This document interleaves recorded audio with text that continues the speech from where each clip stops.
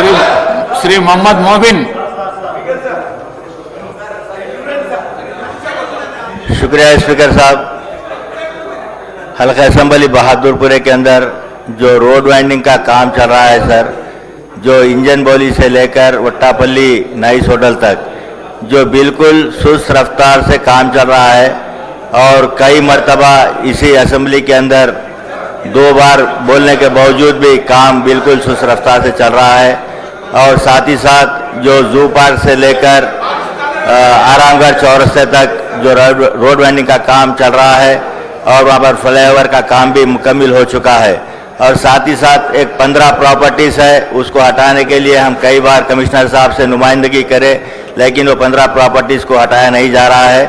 और जो जिस तरीके से रोड वाइंडिंग के बाद में वहाँ पर रोड डालना है, रोड भी नहीं डाला गया और पोल्स को भी नहीं हटाया गया। उसकी वजह से जो नेशनल हाईवे है बेंगलुरु, जहाँ पर एक्सीडेंट ज़्यादा हो रहे हैं, तो लिहाजा मैं आपके ज़रिए हुकूमत से मुतालिबा कर रहा हूँ कि फौरी जो रोड वाइंडिंग किया गया वहाँ पर रोड डालकर जो पोल्स है उसको हटाया जाए। और साथ ही साथ हमने इससे पहले भी प्रपोजल दिया गया था कि जो शमा पैलेस से लेकर जो नवाब साहब कुंटे से लेकर टीगल कुंटे तक रोड वाइंडिंग के लिए उसके आरडीपी बना है, लेकिन वो भी आज तक काम नहीं हुआ है।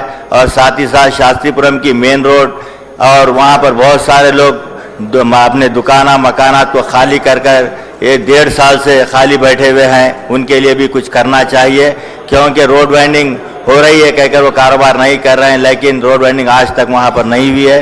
तो लिहाजा मैं हुकूमत से मुतालिबा कर रहा हूँ कि इमीडिएट ये जो रोड्स के ऊपर रोड वाइंडिंग हो रही है और जहाँ पर आरडीपी बनी है उसको इमीडिएट करवाने के लिए आपसे गुजारिश कर रहा हूँ। बहुत बहुत शुक्रिया।